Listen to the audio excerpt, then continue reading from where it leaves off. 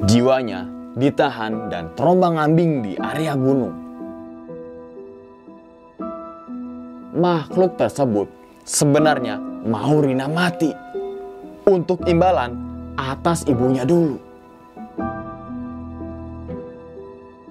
Tapi jika nanti kamu kembali, setengah ingatan kamu akan hilang.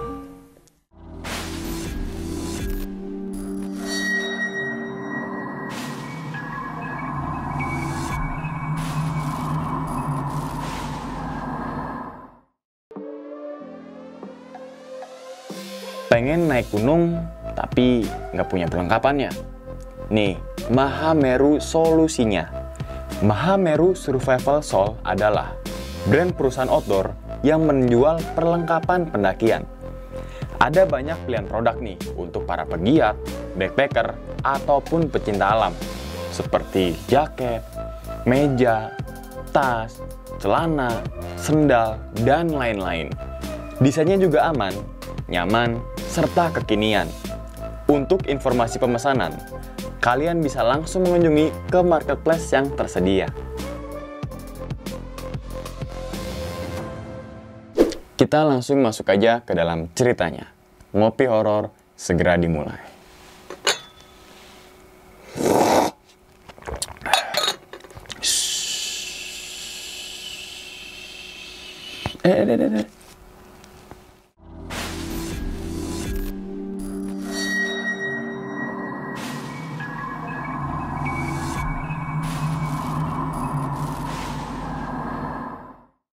Dari luar tenda, ada seseorang kakek-kakek yang datang. Saat itu, Yadi langsung meminta maaf.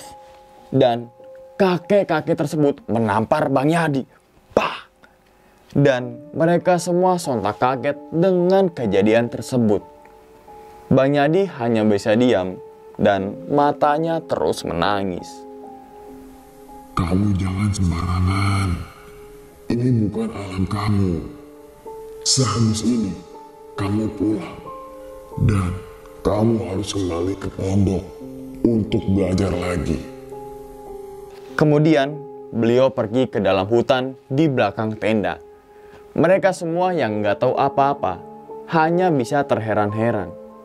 Dito dan Ami berinisiatif memasak dan membuat teh untuk mereka semua. Saat itu, suasana bener-bener hening, meskipun waktu sudah terang. Rina bener-bener gak tahu apa yang terjadi dengan Mawar. Tapi, Rina sangat merasa bersalah. Karena hal ini, mungkin jika ia gak naik gunung, semua gak bakal pernah terjadi. Apalagi sampai harus menyusahkan orang lain. Tak terasa, waktu udah menunjukkan di jam 11 siang. Tapi, Mawar belum juga sadar. Bang Yadi juga tetap merahasiakan hal ini. Ia menyuruh mereka untuk beristirahat dulu sampai Mawar ini tersadar lagi. Singkat cerita, Mawar sadar pada jam setengah 4 sore. Saat Mawar sadar ini, seperti orang yang habis tenggelam. Dan beberapa kali ia menghela nafas panjang dan langsung mencari-cari air karena ia kehausan. Di sini, Mawar langsung ngeliat ke arah Rina dan ngomong, "Rina, kamu gak apa-apa kan?" "Gak apa-apa kok kak, maaf ya, aku jadi ngerepotin." Saat itu, Bang Yadi langsung megang tangannya Mawar dan bilang, "Maafin abang dek, kamu gak apa-apa kan dek?" Seketika, Mawar melepaskan tangannya Bang Yadi dan sambil ngomong, tar dulu. Tadi kakek bilang ke gue bakal balik. Tapi sayang, konsekuensinya gue harus kehilangan setengah ingatan gue. Dan maaf, lo siapa cuy?" Mendengar perkataan dari Mawar, semuanya kaget dan tercengang. Logikanya adalah Mawar masih ingat dengan Rina.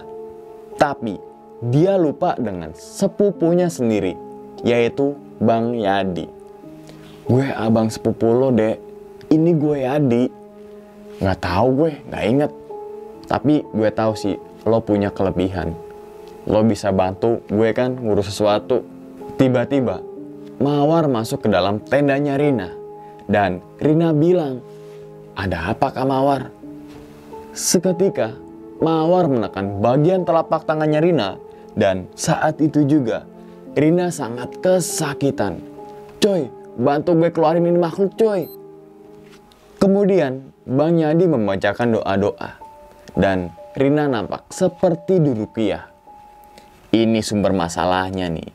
Sialan banget nih, ucap Mawar sambil terus menekan telapak tangannya Rina. Akan tetapi, sudah hampir jam 4 sore. Mawar dan Yadi belum bisa mengeluarkan makhluk tersebut. Sangat sulit rasanya.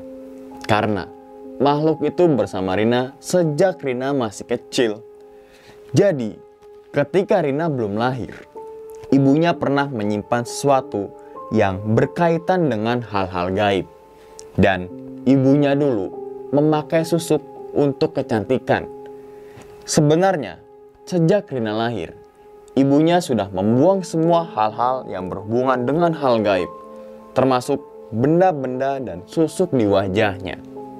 Akan tetapi, tanpa ibunya Rina sadari, makhluk itu secara nggak langsung sudah berpindah dan berdiam di tubuhnya Rina. Dan Rina pun sebenarnya nggak tahu tentang hal tersebut. Bang Yadi yang sudah mengetahui hal itu, dia menganggap awalnya ini memang sudah bawaan keturunan Rina sejak kecil dan nggak mengganggu. Tapi kenyataannya mungkin berbeda.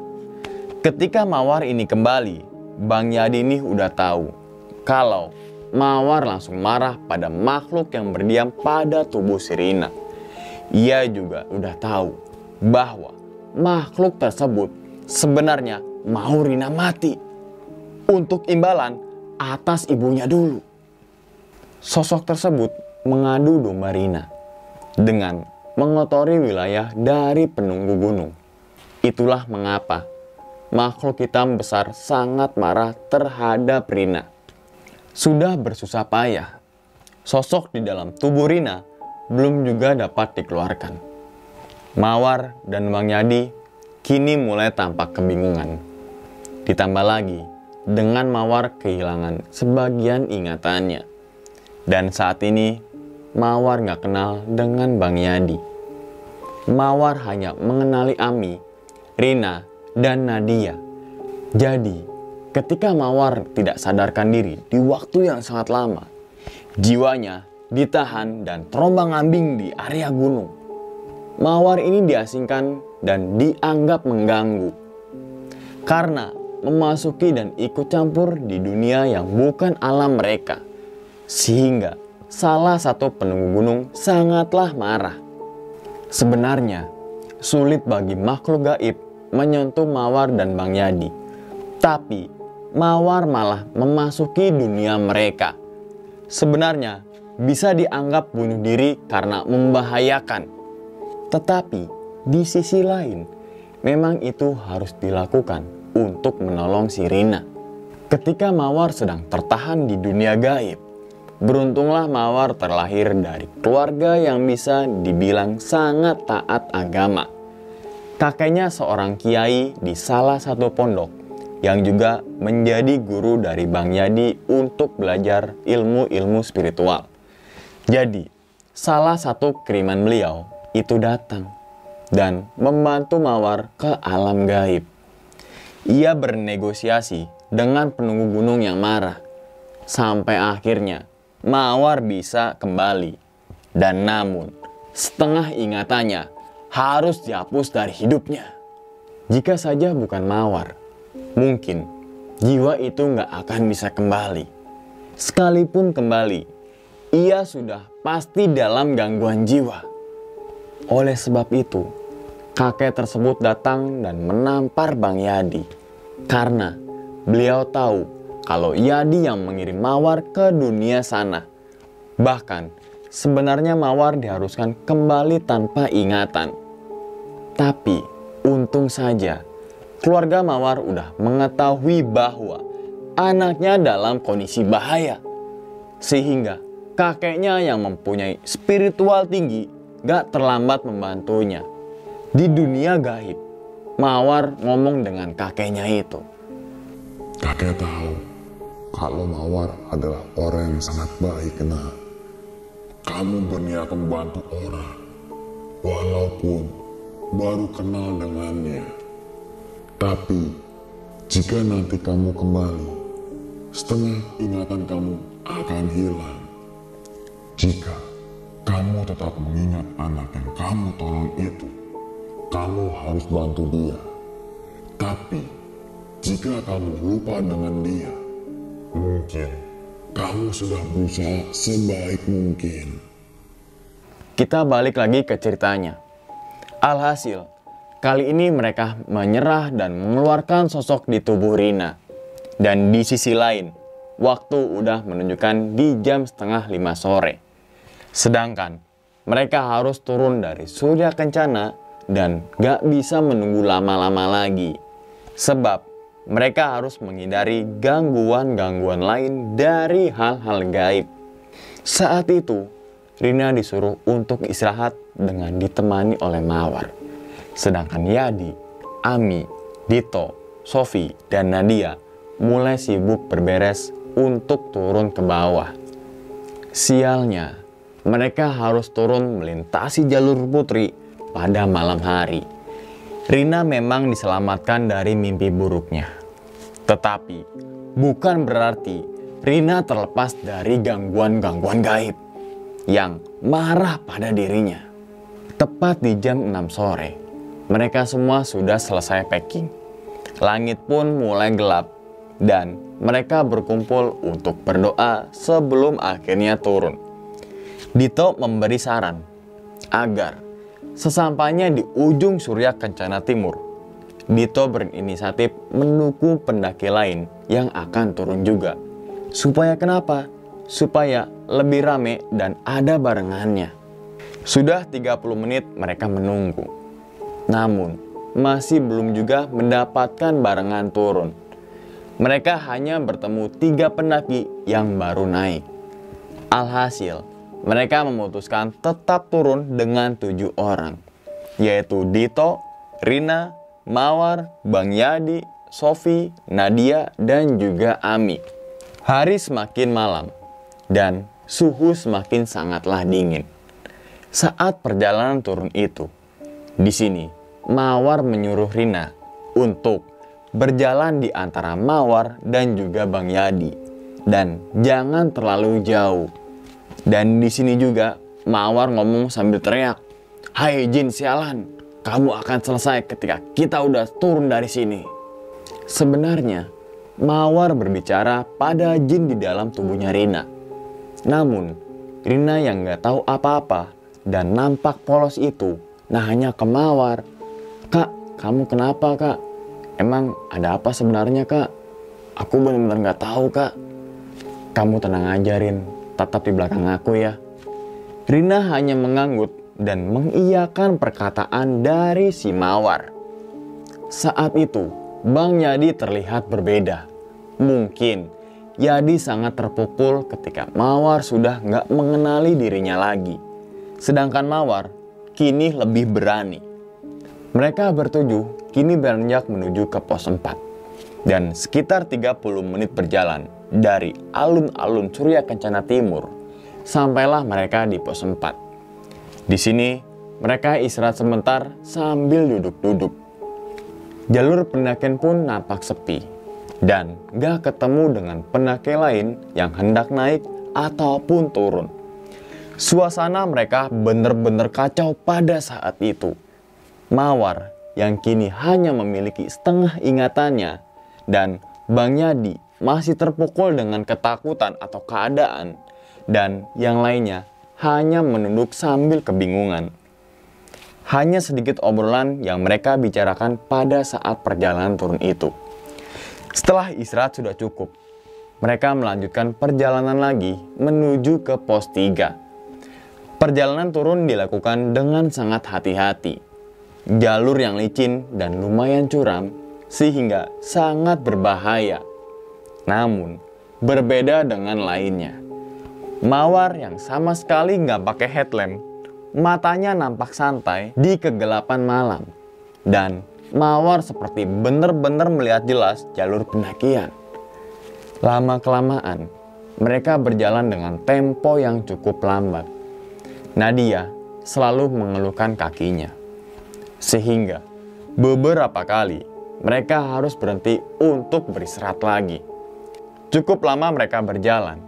Akhirnya, pos 3 mulai terlihat dari kejauhan. Rina mengingat betul bagaimana mimpinya bertemu anak kecil yang sampai sekarang membuat tangannya masih terasa sakit. Sesampainya di pos 3, Nadia meminta untuk istirahat sebentar. Dan ketika lagi duduk, tiba-tiba Rina melihat ada sosok anak kecil tanpa bola mata. Sosok tersebut sendirian di antara pohon-pohon besar dan sambil ngeliatin ke arah Rina dengan tatapan yang sangat marah. Saat itu Rina sedikit tenang karena di sampingnya ada Bang Yadi dan juga Mawar. Dan Mawar bisikin ke Rina, "Kamu lihat dia ya, kamu gak usah takut Rin, aku jagain kamu kok." Saat di pos 3 itu terdapat 2 tenda dari pendaki lain yang lagi ngecamp. Tenda tersebut berwarna merah dan juga hijau. Mungkin karena waktu sudah malam, mereka nggak ada yang saling tegur atau saling menyapa. Selang beberapa menit, mereka melanjutkan perjalanan menuju ke pos 2. Suasana saat itu sudah mulai membaik dan banyak obrolan yang mereka bicarakan. Ami mulai terus bercanda sehingga cukup menghibur. Namun, Bang Yadi lebih banyak menunduk dan terdiam. 10 menit mereka berjalan. Tiba-tiba, Ami meminta berhenti untuk mencari HP Nokia miliknya. Sepertinya, HP-nya tertinggal di pos 3. Dan Ami berencana mengecek ke sana lagi. Melihat kondisi sekarang, sebenarnya Bang Yadi menolak untuk Ami kembali ke pos 3 lagi. Namun, Ami malah tetap memaksa dan ingin sendirian. Dan akhirnya teman-teman semua, Bang Yadi ini berinisiatif nemenin Ami untuk naik ke pos 3 dan mencari HP Nokia-nya. Saat itu, mereka memutuskan untuk berpisah sebentar. Rina, Mawar, Nadia, Sofi, dan Tito menunggu di jalur pendakian. Sedangkan Bang Yadi berpesan, jika Yadi dan Ami terlalu lama untuk turun, mereka berlima untuk duluan aja. Mengingat kondisi semakin larut malam dan udara semakin dingin. Saat itu, Bang Yadi dan Ami mulai kembali menuju ke pos 3 lagi. Namun, Bang Yadi merasa kelelahan. Ia berjalan lambat dan sangat santai. Berbeda dengan Ami, ia lebih ingin buru-buru dan takutnya HP Nokia-nya itu hilang. Sekitar 20 menit berjalan, pos 3 sedikit lagi sampai. Dan Ami lebih duluan sampai di pos 3. Saat itu, Ami langsung mengecek di mana mereka tadi istirahat. Dan ketika dicari-cari, namun HP-nya nggak ada. Dari sebelah luar tenda yang berwarna merah, ada seseorang yang manggil Ami. "Bang, cari HP ya? Tadi saya temuin bang." Saat itu, orang yang memanggil Ami lagi buang air kecil sekitar 2 meter dari tenda tersebut. Ami ini sedikit lega teman-teman semua. Ia langsung menghampiri tenda tersebut dan bilang, "Oh iya bang, di mana ya? Tadi soalnya saya lupa bawa bang. Di dalam tuh bang, ada teman saya, ambil aja." Saat itu, Ami langsung manggil-manggil seseorang yang ada di dalam tenda. "Permisi bang. Bang, HP saya di sini ya bang. Bang." Lalu, dari dalam tenda tersebut, terdengar temannya yang akan keluar dan membuka tenda. Dan ketika kepala orang tersebut keluar dari tenda, Ami tiba-tiba kaget dan gak bisa gerak. Ternyata, kepala dan wajahnya sangat hancur. Di sini, Ami menangis dan ingin sekali lari. Tapi Badannya benar-benar gak bisa bergerak dan hanya bisa menatap. Lalu, orang pertama yang seperti sedang buang air kecil itu nengok ke arah Ami. Namun wajahnya itu gak ada dan semuanya rata. Ami berkali-kali teriak. Namun, ia gak bisa mengeluarkan suaranya. Mulutnya Ami hanya bisa tercengang dan bahkan untuk menggerakkan kakinya saja terasa sangat berat. Bang Yadi yang sedang istirahat gak jauh sebelum pos 3 merasa ada yang gak beres. Ia langsung lari menuju pos 3 dan Yadi sudah melihat makhluk-makhluk halus dan bahkan hampir setiap hari. Namun kali ini berbeda. Ia benar-benar merasa takut. Pertama kalinya Yadi melihat makhluk sebanyak ini dan sangat mengganggu.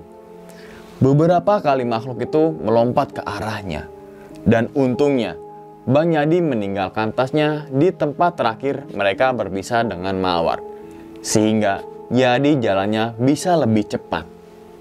Sesampainya di pos 3, Bang Yadi langsung menghampiri Ami yang hanya nampak melamun, duduk ketakutan serta tatapannya sangat kosong.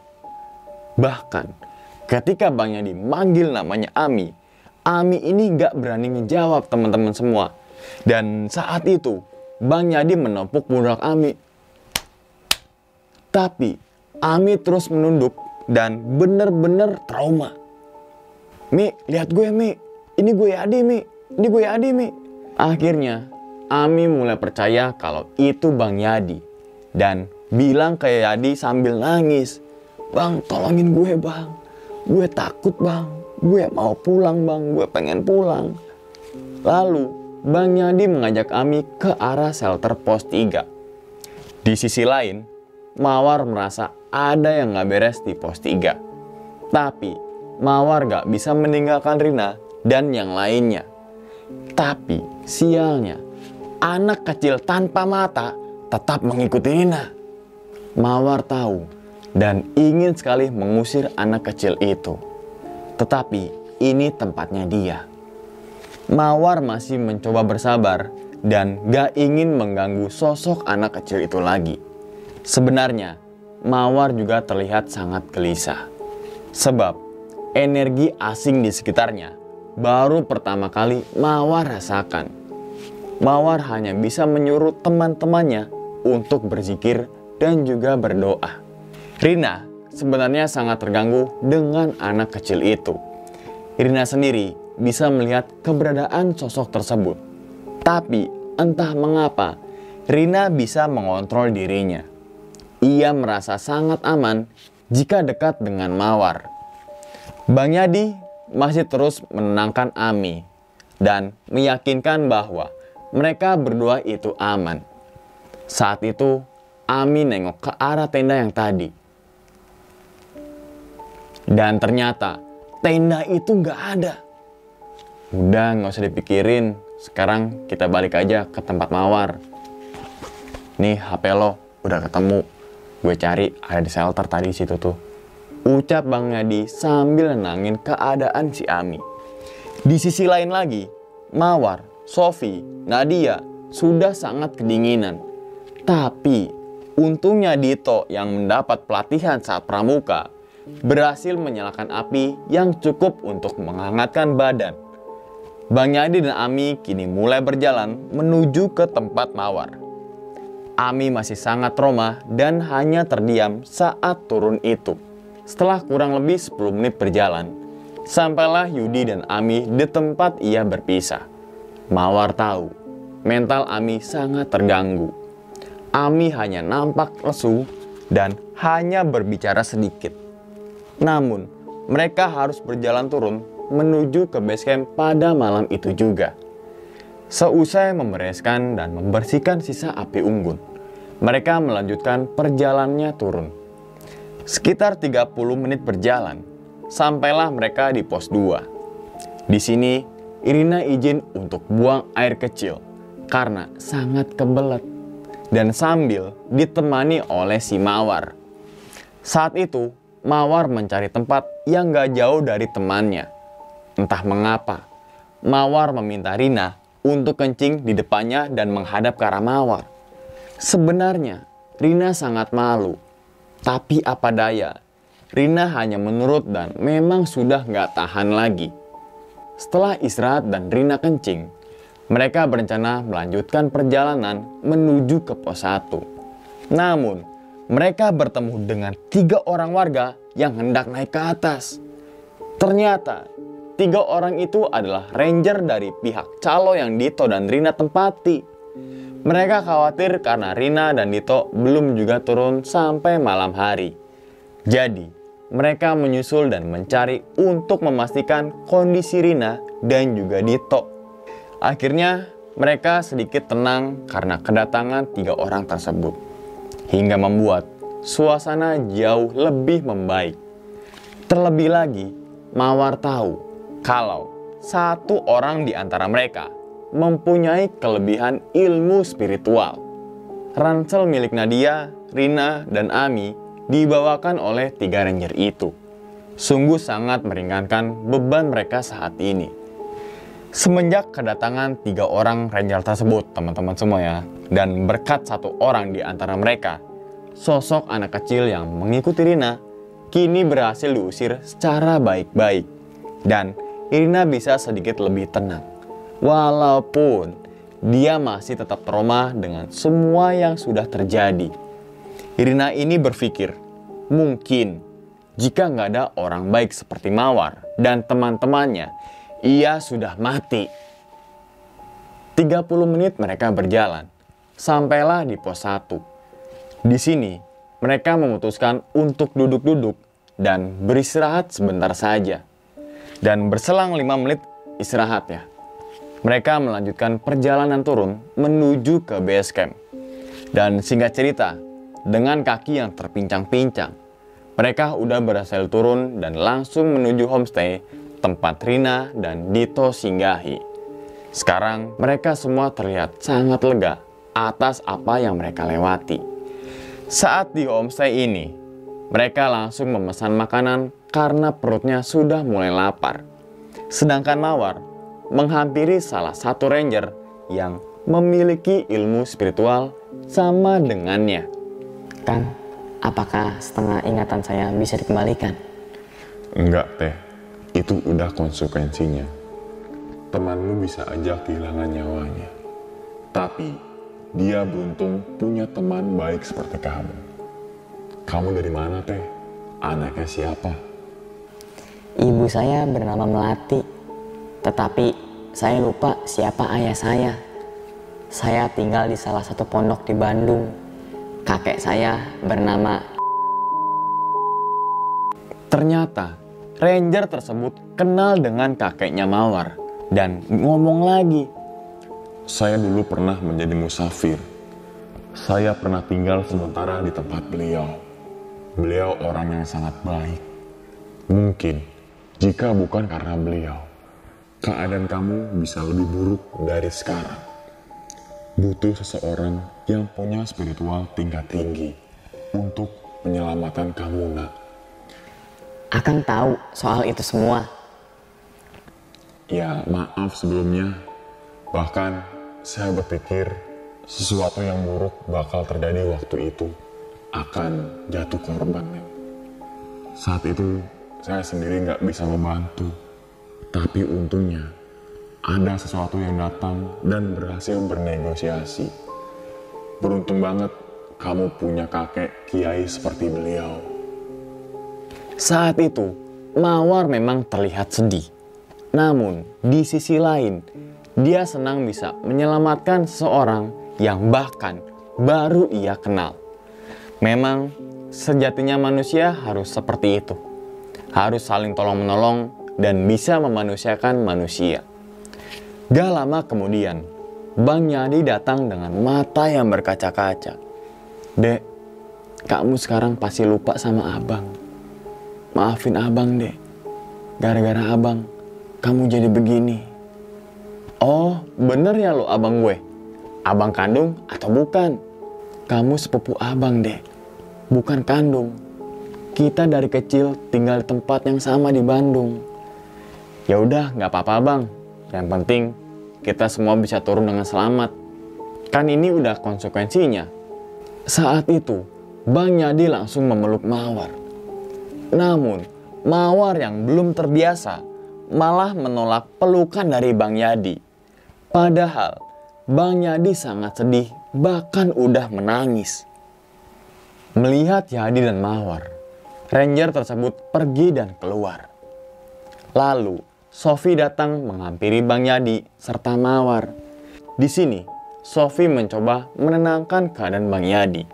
Dan gak lama kemudian, Rina tiba-tiba nangis dan meluk Mawar. Ia sangat berterima kasih dengannya. Lalu, Rina juga memeluk Bang Yadi. Ini pertama kalinya Bang Yadi dipeluk oleh perempuan. Cie, Bang Yadi menang banyak, cie, cie. Tiba-tiba, HP Bang Yadi yang lagi di charger itu bunyi teman-teman semua. Ternyata, keluarga Mawar yang nelpon. Ia suami dari kakak kandung Mawar. Dan ia disuruh menjemput Mawar dan temannya di kaki Gunung Putri.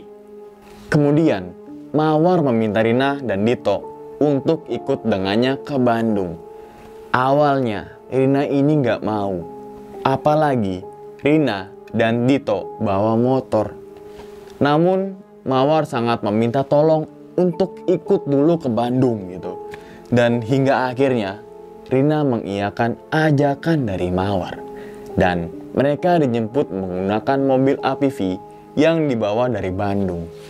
Soal motor Dito, Bang Yadi dan Dito siap untuk membawanya ke Bandung ketika saat pagi tiba. Sedangkan Mawar, Rina, Ami, Sofi, dan Nadia lebih dulu pulang dan kembali ke Bandung. Seusai bersiap-siap, Mawar dan yang lainnya langsung menuju ke Bandung pada malam itu juga. Sekitar 3 jam lamanya, sampailah mereka di rumah Mawar. Ami, Sofi, dan Nadia juga sudah diantar ke rumahnya masing-masing. Sesampainya di rumah, Mawar langsung dipeluk oleh ibunya dan ngomong, "Mah, ayah mana?" Lalu, ibunya Mawar menunjuk satu orang yang berdiri di depan pintu rumah. Saat itu, Mawar langsung lari dan meluk ayahnya. Ibu dan ayah ini tahu bahwa sebagian ingatan Mawar itu hilang. Ayahnya pun sangat berkaca-kaca mengingat anak perempuan yang diasuh dari kecil kini tidak mengingat dirinya lagi. Mawar bahkan lupa dengan kakak perempuannya. Tetapi dia malah ingat dengan abang ipar dari suami kakaknya itu. Di sini, Rina menginap di rumah Mawar. Dan Rina tidur bersama di kamarnya Mawar. Keluarga Mawar sangat baik kepada si Rina. Tapi entah mengapa, Rina sangat merasa gelisah saat berada di rumahnya si Mawar itu, teman-teman semua. Rina sama sekali nggak bisa tidur. Padahal, Rina sangat mengantuk banget gitu. Kegelisahan Rina mendorong Rina untuk keluar dari rumah Mawar. Mawar kini sudah tidur. Lalu, Rina membuka pintu kamar untuk pergi keluar. Baru aja di ruang tamu, tiba-tiba Rina pingsan dan terjatuh. Gak lama kemudian, ibu dan ayahnya Mawar keluar menghampiri Rina. Namun, ketika mau deketin Rina, Rina ini langsung bangun dan menolak ibu dan ayahnya Mawar dengan tatapan yang sangat tajam. Kali ini, Rina kerasukan oleh makhluk yang sejak kecil berada di tubuhnya. Makhluk itu yang mendorong Rina untuk keluar dari rumahnya Mawar. Sebab keluarga Mawar adalah keluarga yang taat agama dan keluarga yang memiliki keturunan spiritual. Sehingga makhluk tersebut sangat gak betah dan gelisah ketika berada di rumah Mawar. Rina ini mengamuk ketika ayah Mawar mulai membacakan ayat-ayat suci Al-Quran di hadapan mukanya. Mawar yang mendengar itu juga ikutan bangun dan langsung keluar kamar Untuk melihat apa? Untuk melihat apa yang lagi terjadi. Ayah Mawar mencoba mengeluarkan makhluk tersebut dari tubuh Rina, tapi tidak mudah. Akhirnya, Ayah Mawar mengambil tasbih miliknya dan kemudian dikalungkan ke tubuhnya Rina. Makhluk itu terus mencoba melawan Ayah Mawar dan Rina terus mengamuk kesakitan sambil memaki ayahnya Mawar. Butuh lebih dari 1 jam untuk mengeluarkan makhluk tersebut dari tubuh Rina. Dan tiba-tiba Rina pingsan lagi. Dah! Ayahnya Mawar berhasil mengeluarkan makhluk itu dari tubuhnya Rina. Lalu makhluk tersebut terus melompat-lompat dan terbang ke sana kemari. Ternyata makhluk itu ingin melarikan diri dari rumahnya Mawar. Namun rumah Mawar terdapat penjagaan yang sangat ketat karena gak ada celah sedikit pun untuk makhluk itu keluar dan melarikan diri. Hingga akhirnya makhluk tersebut ditangkap dan diseret oleh penjaga rumah ke hadapannya ayahnya Mawar. Ketika Rina ingin keluar dari rumah Mawar dan malah pingsan di ruang tamu, itu karena penjaga rumah yang menahannya lebih dulu. Sehingga ayah dan ibu Mawar datang untuk mengecek keadaan. Dan makhluk di dalam tubuh Rina adalah sosok perempuan berbaju merah. Makhluk tersebut berasal dari seseorang yang dulu memberi ibunya Rina sebuah jimat musyrik. Walaupun ibu Rina sudah membuangnya, tapi makhluk itu pindah dengan sendirinya ke dalam anaknya, yaitu si Rina. Kini sosok tersebut ditahan oleh ayahnya Mawar dan akan dibuang di tempat yang jauh. Akhirnya Rina pun sudah terbebas dari makhluk tersebut dan Rina digotong ke kamarnya Mawar dalam keadaan masih pingsan. Singkat cerita, Rina bangun di jam 9 pagi. Pagi itu terasa sangat berbeda dari sebelumnya. Rina ini tampak sangat ceria sekali. Kemudian, ia diajak sarapan bersama keluarganya Mawar. Setelah selesai sarapan, Rina berjalan-jalan dengan Mawar. Dan mereka sangat banyak bercerita. Walaupun Mawar gak ingat semuanya. Rina juga jadi tahu bahwa makhluk itu yang selama ini mengganggu dirinya. Tetapi dia sangat bersyukur makhluk itu sudah tidak ada lagi. Rina berjanji nanti akan main lagi ke rumahnya si Mawar. Dan Rina ini menganggap Mawar seperti kakaknya sendiri. Walaupun Rina gak pernah punya kakak atau adik kandung di dalam keluarganya. Ketika jam 11 siang, Bang Yadi dan Dito datang ke rumahnya Mawar. Mereka sebenarnya sudah sampai di Bandung dari jam 9 pagi. Tetapi mereka lebih dulu ke rumah Bang Yadi untuk makan dan bebersih-bersih. Akhirnya mereka berkumpul di area halaman rumah Mawar. Walaupun Mawar sedikit canggung karena ia sudah gak terlalu kenal dengan Bang Yadi dan juga Dito. Sehabis zuhur, Sofi dan Nadia yang rumahnya berdekatan juga datang ke rumahnya si Mawar. Obrolan kali ini benar-benar seru dan berbeda dari sebelumnya saat berada di gunung. Namun, Ami ini nggak bisa datang teman-teman semua. Karena kenapa? Karena lagi sakit semenjak turun dari gunung. Akhirnya mereka memutuskan pergi ke rumah Ami untuk menjenguknya. Sepertinya Ami masih trauma karena kejadian yang kemarin saat dia mencari HP ke pos 3.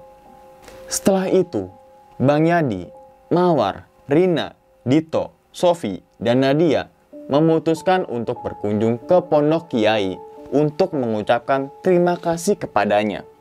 Dan singkat cerita, Rina dan Dito menginap 1 hari lagi di Bandung.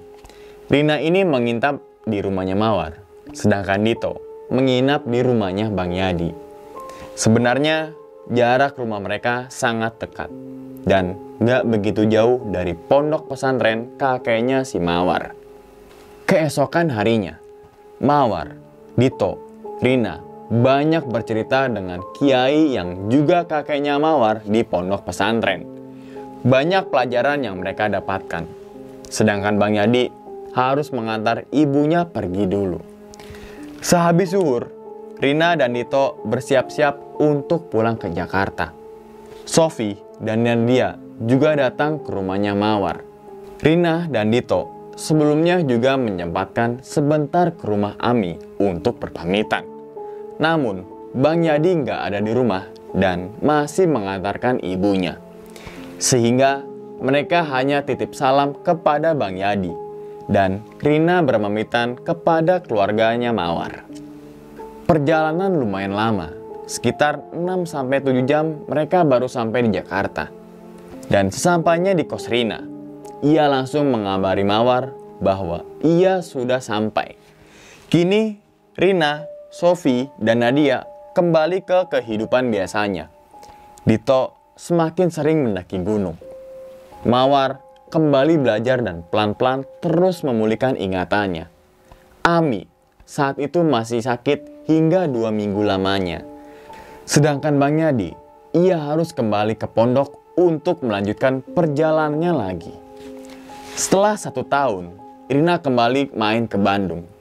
Tapi kali ini Rina hanya seorang diri, karena Dito nggak bisa nemenin. Rina ini menginap 2 hari di rumahnya Mawar dan bertemu kangen dengan Mawar, keluarga Mawar, Sofi, Ami, dan juga Bang Yadi. Sedangkan Nadia lagi berada di Jogja, sehingga nggak bisa ketemu dengan si Rina. Sesudah 2 hari di Bandung, Rina kembali ke Jakarta dan kembali ke kehidupan semula. Kerja, dan kerja. 2 tahun kemudian, tepatnya di tahun 2016, Rina tiba-tiba ke Bandung tanpa berkabar. Namun kali ini, Rina dengan Yadi menyiapkan kejutan untuk Mawar. Mawar ini terkejut karena Rina dan Yadi tiba-tiba berada di rumahnya. Ternyata, Rina dan Yadi ingin memberi kabar dan mereka memutuskan untuk menikah pada pertengahan Juli tahun 2016.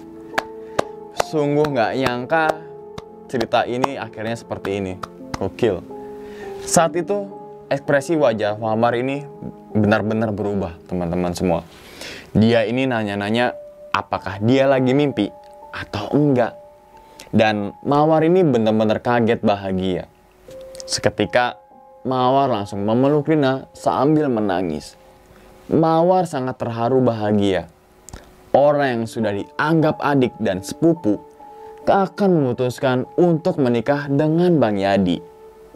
Akhirnya, Rina dan Yadi benar-benar menikah di Bandung pada tanggal 23 Juli tahun 2016. Berkat kejadian 2 tahun silam yang mengerikan, mereka berdua dipertemukan.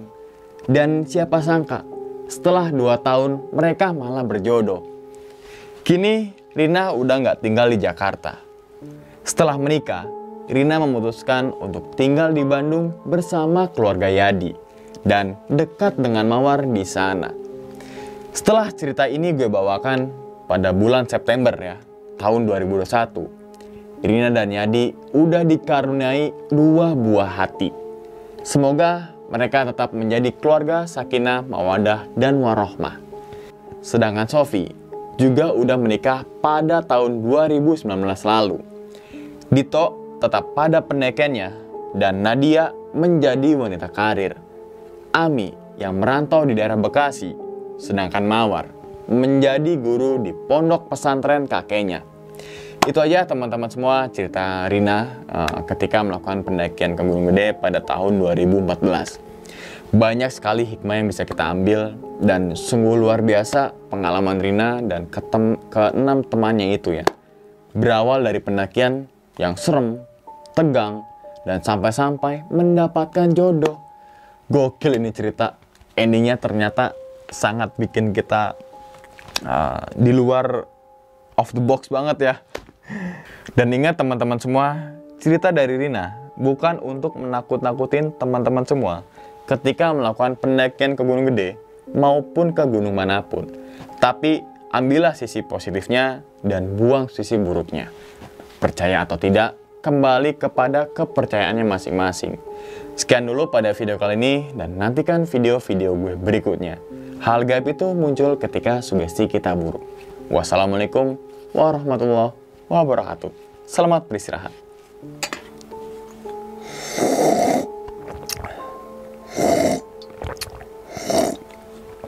Tebel banget mulut. 2,5 jam cerita.